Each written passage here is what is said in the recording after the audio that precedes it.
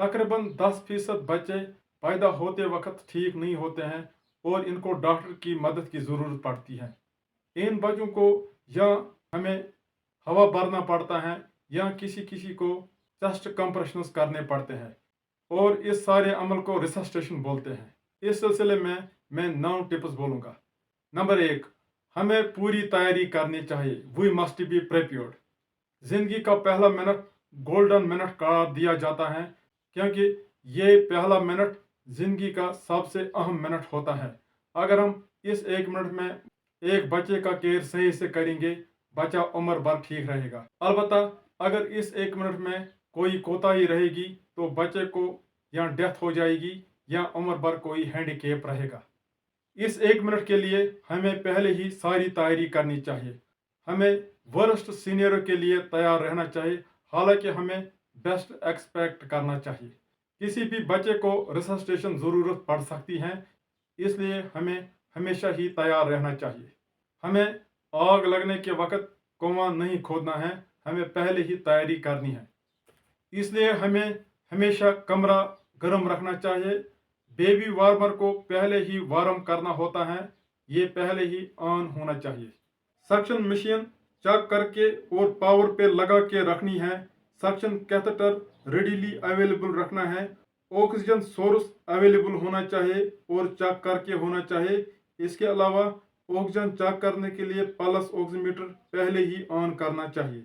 500 ml और 250 ml Anbu bags हमें रिसस्टेशन trolley पे अवेलेबल रखने हैं।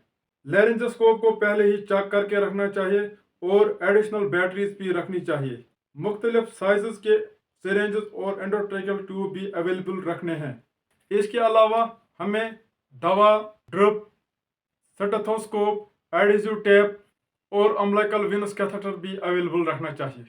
नंबर 4, 90% बेबीज ठीक ठाक होते हैं, उनको किसी किस्म की रिसस्टेशन ज़रूरत नहीं पड़ती है। अगर एक बच्चा पूरे 9 महीने का है, सही से क्राई की है और अगर एक बच्चे का टोन अच्छा है तो ये नॉर्मल बेबी है, इसको किसी किस्म की रिसस्टेशन ज़रूरत नहीं है। या ये टांगों और बाजुओं का मूवमेंट करता है। ऐसे बच्चों का रूटीन केयर लाजमी है। अगर इन बच्चों को रूटीन केयर सही से नहीं हो जाएगा तो ये भी सीरियस हो सकते हैं। ऐसे बच्चों को पूरी तौर ड्राई करना है। ऐसे बच्चों को सेक्रेशंस साफ करनी है। अगर सेक्रेशंस मुंह और नाक में ज़्यादा हैं तो पहले मुंह का सक्शन करो और उसके बाद नाक के सेक्रेशंस का सक्शन करो। अगर हम पहले नाक का करेंगे, मुंह में मौजूद सेक्रेशंस एक्सपायर होकर लंग्स में जा सकती हैं, इसलिए पहले मुंह का सक्शन करना है, उसके बाद ही नाक का सक्शन करना है। अगर सेक्रेशंस थोड़ी सी हैं तो हम सक्शन बल्ब से भी ये सेक्रेशंस निकाल सकते हैं। अलबत्ता अगर सेक्रेशंस नहीं है तो बच्चे को हेड एंड 10-15 डिग्री डाउन रखना होता है क्रिब का, ताकि सेक्रेशंस बाहर आ जाए। बच्चे को हमेशा पेट ऊपर करके ही रखना चाहिए, पिलो के बगैर, 1 साल की उम्र तक। बच्चे को साइड में नहीं सुलाना है और बच्चे को पेट नीचे करके भी नहीं रखना है क्योंकि चोकिंग का खतरा है। ड्राइंग और सक्शन के बाद अम्बिलिकल कॉर्ड, नाल या नाड़ू काट दिया जाता है। नॉर्मल बच्चे को 1 मिनट वेट करना होता है। 1 मिनट के बाद ही अम्बिलिकल कॉर्ड काटनी चाहिए, इसको डिलेड कॉर्ड क्लेप बोलते हैं। 1 मिनट रुकने से अम्बिलिकल कॉर्ड में मौजूद खून बच्चे के जिस्म में जाता है और बच्चे का खून बढ़ जाता है और एनीमिया का खतरा कम हो जाता है। अलबत्ता अगर बच्चे को रिसस्टेशन की ज़रूरत पड़ती है तो अम्बिलिकल कॉर्ड पूरी तौर क्लैंप की जाती है। अम्बिलिकल कॉर्ड पे 2 क्लैंप्स लगाई जाते हैं ताकि खून बच्चे के जिस्म और बेबी वार्मर पे न गिरे। इसके बाद बच्चे को कपड़े लगाने होते हैं। बच्चे को गर्म कपड़े लगाने चाहिए मौसम के हिसाब से। बच्चे के सिर को टोपी लगानी चाहिए। बच्चों के टांगों को ट्राउजर्स और पैरों को सॉक्स लगाना चाहिए। इसके अलावा बच्चों को हाथ भी अंदर रखने चाहिए। अगर बच्चे को सिर, पैर और हाथ नंगे रखेंगे, बच्चे को सर्दी लगने का खतरा है क्योंकि एक्सट्रीमिटी से हीट लॉस ज़्यादा होती है। जिस कमरे में बच्चा होगा उस कमरे का टेम्परेचर 28 डिग्री सेल्सियस के करीब होना चाहिए। बच्चे को ज़्यादा सक्शन नहीं करना चाहिए।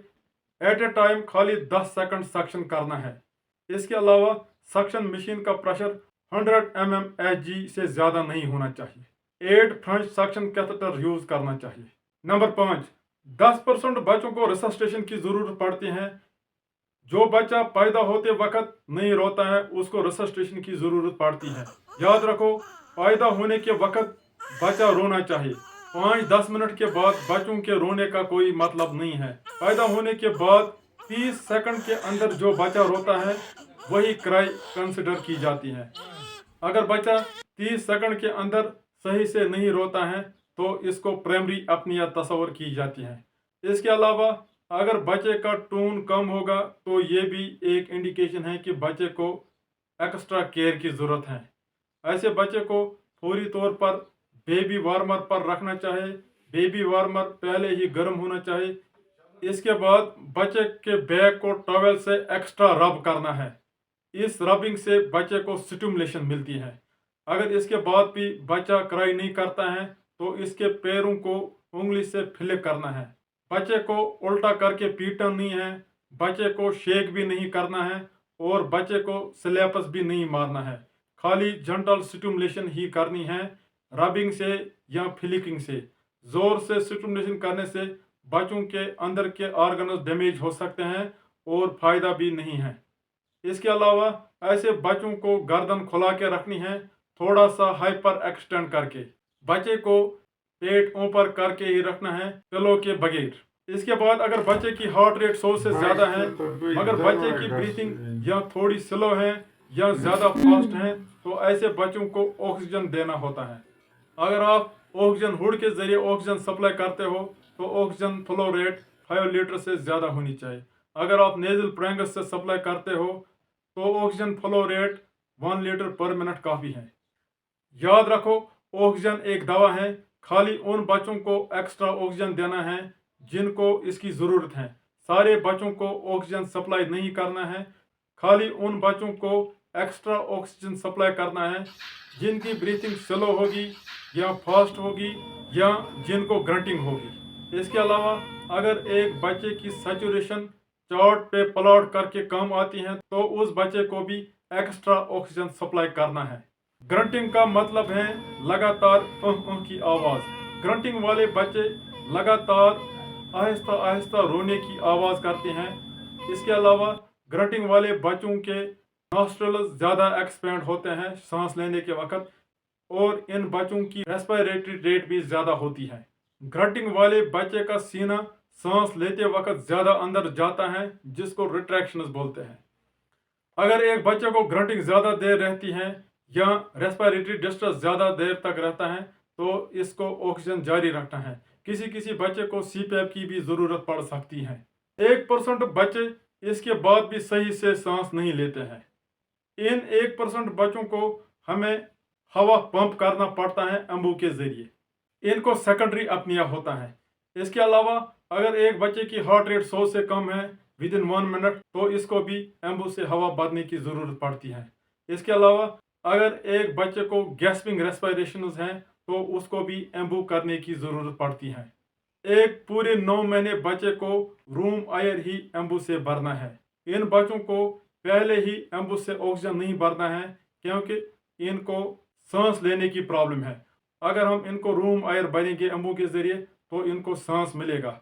रूम एयर में 21% ऑक्सीजन होता है जो कि एक बेबी विथ नॉर्मल लंग्स के लिए काफ़ी है। अलबत्ता प्रीटर्म बच्चे को 30% ऑक्सीजन से रेससिटेट करना है। नंबर 7, अगर ज़िंदगी के 1 मिनट के बाद किसी बच्चे का हार्ट रेट 100 से कम है तो हमें दोबारा चेक करना है कि हम इसको एम्बू सही से करते हैं कि नहीं। इसके अलावा ऐसे बच्चों को एम्बू को ऑक्सीजन भी कनेक्ट करना है। अगर इसके बाद भी हार्ट रेट 100 से कम है तो ऐसे बच्चे को इंट्यूबेट करना होता है। ऐसे बच्चों के विंड पाइप में एक पाइप डाली जाती है जिसके ज़रिए से ऐसे बच्चों को एम्बू के ज़रिए हवा भर दिया जाता है। अगर हार्ट रेट बढ़ गई है और हार्ट रेट 100 से ज़्यादा है तो एम्बू तब तक जारी रखना है जब तक बच्चा खुद सांस सही से नहीं लेता है। अलबत्ता अगर ऐसे बच्चे को बाद में रेस्पिरेटरी डिस्ट्रेस होगी या ग्रंटिंग होगी तो इनको एक्स्ट्रा ऑक्सीजन हुड के अंदर या नेजल प्रेंगस के ज़रिए रखना होता है। नंबर 8, अगर 30 सेकंड सही से एम्बू से हवा भरने के बाद एक बच्चे की हार्ट रेट 60 से कम होगी तो ऐसे बच्चों को चेस्ट कंप्रेशंस देनी है, जिसको CPR बोलते हैं, यानी कि कार्डियोपल्मोनरी रिससिटेशन। न्यूबॉर्न बच्चे को 3:1 रेशो से कंप्रेशंस और वेंटिलेशंस देनी होती है, यानी कि 3 बार चेस्ट दबाना है और उसके बाद एक ब्रेथ एम्बू से देना है।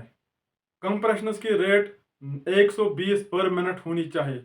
1 मिनट में ऐसे बच्चे को 90 चेस्ट कंप्रेशंस और 30 ब्रेथ्स मिलनी चाहिए।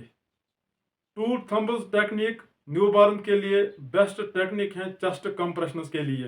एक न्यूबॉर्न की छाती 2 हाथों में लेनी है, उसके बाद 2 अंगूठों से इसका सीना दबाना है।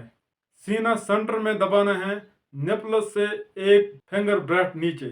याद रखो, आपको स्टर्नम की बॉडी का लोअर हिस्सा दबाना है, स्टर्नम की जिफाइड प्रोसेस नहीं दबानी है और बच्चे का पेट भी नहीं दबाना है।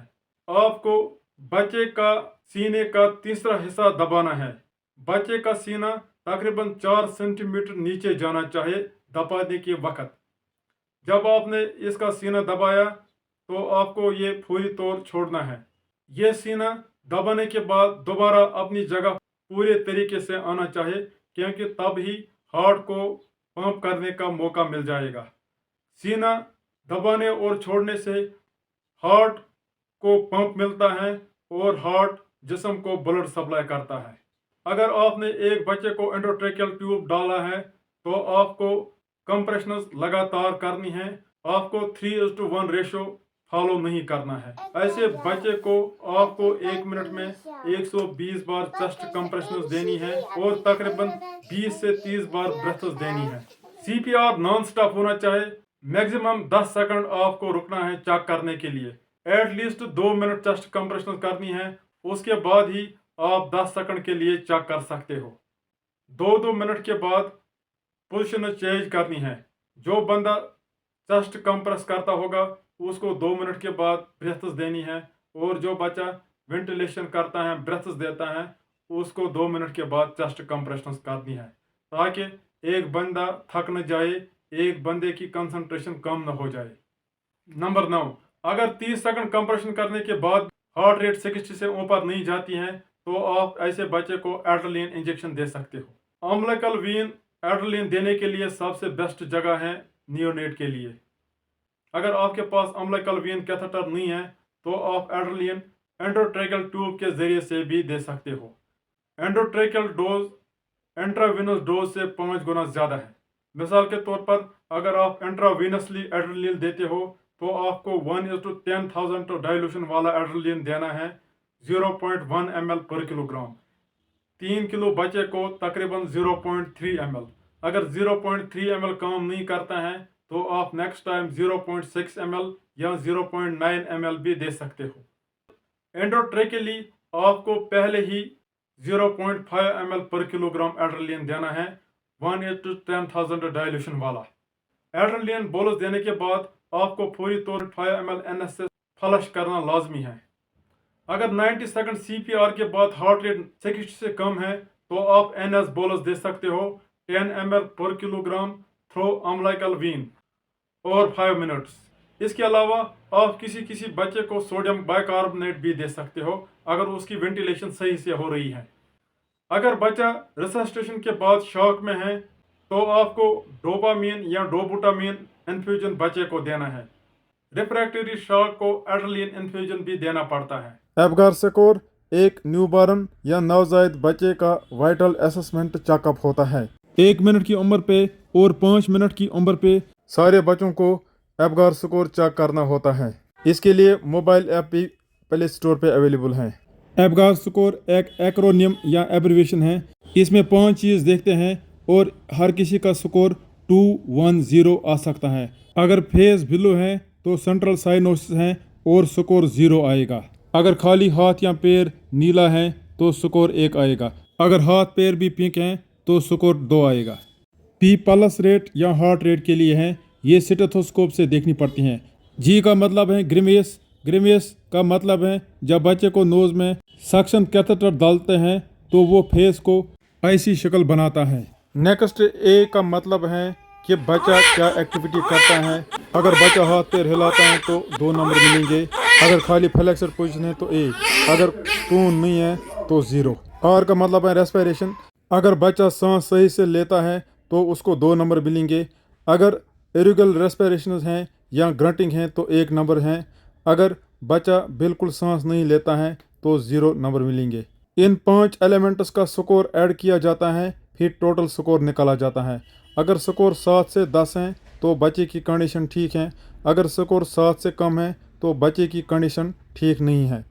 4 سے 7 ماڈریٹ ڈپریسر اور 4 سے کم سیویئرلی ڈپریسڈ۔ 1 منٹ کا ایبگار سکور بیبی کی کنڈیشن ایٹ برتھ بتاتا ہے، اور 5 منٹ کا ایبگار سکور ریسسٹیشن کی کامیابی کا انڈیکیٹر ہے۔